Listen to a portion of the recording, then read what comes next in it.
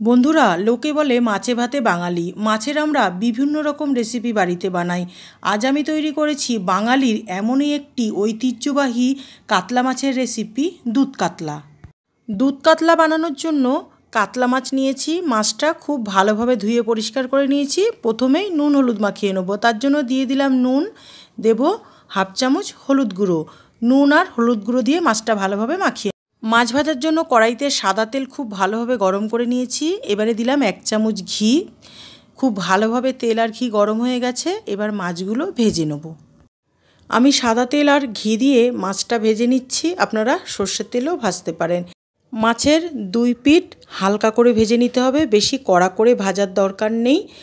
মাছ আমার ভাজা হয়ে গেছে। এবার আমি তুলে নেব মাছ ভাজাটা। এইভাবে বাকি মাছগুলো আমি ভেজে নেব। মাছ ভাজার এই তেলের মধ্যেই বাকি রান্নাটা আমি করে নেব। ফোড়নে দিলাম আমি একটা শুকনো লঙ্কা, দেব একটা দারচিনি, কয়েকটা লবঙ্গ আর এলাচ। ফোড়নের যখন একটা মিষ্টি গন্ধ বেরোবে তখন ভাজা মাছগুলো একে একে আমি তেলের মধ্যে দিয়ে দেবো।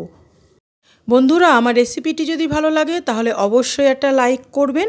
আর আমার চ্যানেলটি যদি সাবস্ক্রাইব করা না থাকে তাহলে একান্তই অনুরোধ রইল সাবস্ক্রাইব করার জন্য। এই স্টেজে দিয়ে দেব দুধ। সম্পূর্ণ রেসিপিটাই আমি দুধ দিয়ে করব, যেহেতু দুধ কাতলা। আলাদা কোনো রকম জল আমি ব্যবহার করব না। গ্যাসের ফ্লেমটা মিডিয়ামে রাখতে হবে। আর দুধটা খুব ভালোভাবে ফুটে উঠলে দিয়ে দেব আন্দাজ মতো নুন। নুন দেওয়ার পর দেব হাফ চামচ গোলমরিচের গুঁড়ো আর দেব হাফ চামচ লঙ্কার গুঁড়ো। সমস্ত গুঁড়ো মশলাই দুধের সাথে খুব ভালোভাবে মিশিয়ে নেব। আর মাছগুলো খুব ভালোভাবে উল্টে পাল্টে দুধের মধ্যে সেদ্ধ করে নেব। 3 থেকে 4 মিনিট খুব ভালোভাবে মাছগুলো দুধের সাথে ফুটিয়ে নেওয়ার পর এখানে দেব আমি হাফ চামচ চিনি। চিনিটা দুধের সঙ্গে যতক্ষণে মেল্ট হবে ততক্ষণে আমরা একটা ঘোল তৈরি করে নেব 1 চামচ ময়দা, সামান্য একটু জল দিয়ে ময়দার একটা পাতলা ঘোল আমরা তৈরি করে নেব। ময়দার ঘোল আমাদের রেডি হয়ে গেছে আর দুধটাও খুব ভালোভাবে ফুটে উঠেছে। এবারে ময়দার ঘোলটা দিয়ে দেব দুধের গ্রেভির মধ্যে। 3 থেকে 4 সেকেন্ড একটু দুধের সঙ্গে ময়দার ঘোলটা ফুটিয়ে নিলেই রেডি হয়ে যাবে আমাদের দুধ কাতলা। দিয়ে দেবো সবশেষে 1 চামচ ঘি। দুধ কাতলা আমার রেডি হয়ে গেছে।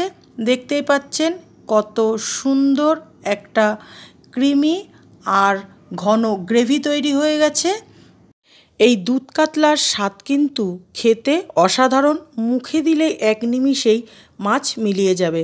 আর সামান্য ঘরে থাকা কয়েকটি উপকরণ দিয়ে ঝটপট তৈরি হয় এই দুধ কাতলা। আজকের কিচেন টিপস: আমরা যখন ডিম সেদ্ধ করে খোসা ছাড়াই ডিমের কিছু অংশ খোসার সঙ্গে উঠে আসে। এর জন্য ডিম সেদ্ধর সময় একটু ভিনিগার দিয়ে সেদ্ধ করবেন, তাহলে খোসাটা ভালোভাবে ছাড়ানো যাবে।